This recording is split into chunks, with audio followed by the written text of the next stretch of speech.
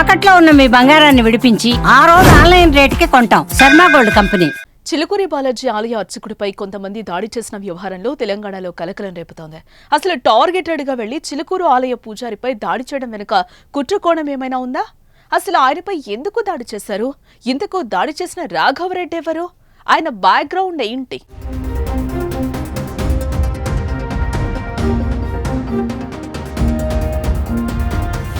ఆంధ్రప్రదేశ్లోని తూర్పుగోదావరి జిల్లాకు చెందిన వీరరాఘవరెడ్డి అనే వ్యక్తి రామరాజ్యం పేరుతో హిందూ ధర్మంపై జరిగే దాడులను ఖండిస్తూ ఉంటారు. అయితే శుక్రవారం వీరరాఘవరెడ్డి 20 మంది రామరాజ్యం సభ్యులతో కలిసి చిలుకూరుకొచ్చారు. ఇక అక్కడి నుంచి నేరుగా బాలాజీ ఆలయ ప్రాంగణంలోని రంగరాజన్ ఇంటికెళ్లారు.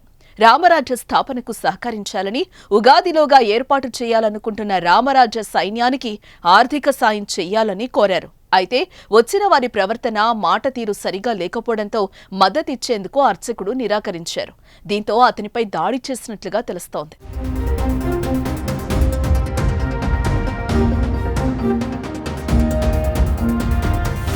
ఇక్ష్వాకు వంశం వారసులుగా ప్రకటించుకుని ప్రైవేటు సైన్యం ఏర్పాటు చేసుకున్న వీరరాఘవరెడ్డి రామరాజ్యం ఏర్పాటు పేరిట ప్రచారం చేసుకుంటున్నాడు.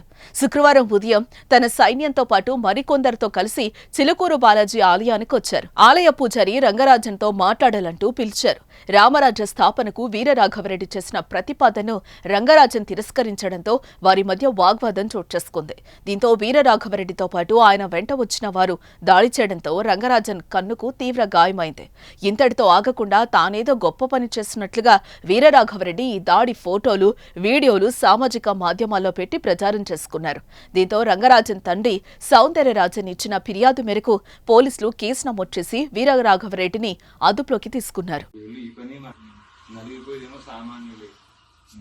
దానికోసమే ఒక రామరాజ్యం అని చెప్పి భగవద్గీత 4వ అధ్యాయం 7 శ్లోకాల ప్రకారంగా ఒక పెద్ద ఏర్పాటు చేసి దాంట్లో మమ్మల్ని అందరినీ భాగస్వామ్యం చేసుకున్నారు.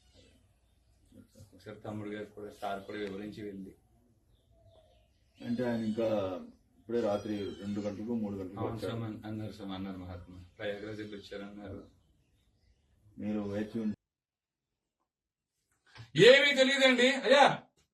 పండితులు వేషం వేసుకుని తెలియని నటవిట శూద్రుల వనితలు స్వవచమౌటకుపదిశించి సంతసిల్లి స్వరలయంబులెరుంగకని శిలత్ములై సుభక్తులకు సమానమని దుడుకుగల నన్నే దొరకొడుకు బ్రోచురా. స్వరం తెలియదు, స్వరం తెలుసా, లయ తెలుసా, ఇక్ష్వాకు వంశీయులు ఏ గోత్రం ఉన్నారో తెలియదు, క్షాత్రం కలిగిన వారు మీ పరిధిలో ఎంతమంది ఉన్నారో తెలియదు. వైశ్య పరంపర 44వ శ్లోకంలో చెప్పిన వైశ్య కృషి గోరక్ష వాణిజ్యం మీ ఆలయ పరిధిలో ఎంతమంది ఉన్నారో తెలియదు. అన్యమత ప్రార్థనా మందిరాల్లో బోధిస్తున్నారు ఈ దేశాన్ని ఎలా దోచుకోవాలని. తెలిసిందల్లా ఒకటే, బలుపంతా ఒకటే.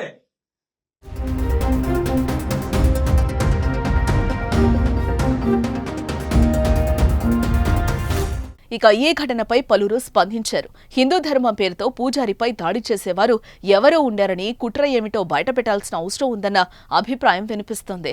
ఇక తాజాగా ఇదే ఘటనపై బీఆర్ఎస్ మాజీ మంత్రి కేటీఆర్ స్పందించారు. దాడికి సంబంధించిన వీడియోలు ఉన్న నిందితులపై చర్యలు ఎందుకు తీసుకోవడం లేదని ప్రశ్నించారు. ఇక నేరుగా రంగరాజన్ ఇంటికెళ్లిన కేటీఆర్ దాడి గురించి అడిగి తెలుసుకున్నారు. మరోవైపు దాడి ఘటనపై చిలుకూరు పూజారి రంగరాజన్తో మాట్లాడినట్లుగా కేంద్ర హోంశాఖ సహాయ మంత్రి బండి సంజయ్ తెలిపారు. రంగరాజన్ ఫోన్లో మాట్లాడి ఆయన క్షేమ సమాచారాన్ని తెలుసుకున్నారని, అవసరమైన సాయాన్ని అందిస్తామని చెప్పినట్టుగా వివరించినట్లు బండి సంజయ్ చెప్పుకొచ్చారు. శాంతి భద్రతలకు మరి చిలుకూరు బాలాజీ దేవాలయంలో పెద్దలు చాలా కాలంగా సౌందరరాజన్ గారు, వారి తర్వాత ప్రధాన అర్చకులుగా రంగరాజన్ గారు ఇక్కడ ఏదైతే సేవలు అందిస్తున్నారో వారిని వాళ్ళ అగౌరవపరచడమే కాకుండా ఈరోజు రాష్ట్రంలో అధోగతి పాలైన శాంతి భద్రతల సాక్షిగా వారి మీద దాడికి దిగడం ఏదైతే ఉందో నిజంగా కూడా అత్యంత దుర్మార్గమైన, అత్యంత నీచమైన కార్యక్రమం. ఇది ఎవరు చేసినా, ఏ పేరిట చేసినా, ఏ ఎజెండాతో చేసినా శాంతి భద్రతల విషయంలో మాత్రం ఉక్కు పాదంతో వ్యవహరించాల్సిన బాధ్యత రాష్ట్ర ప్రభుత్వం మీదనే ఉంటుంది.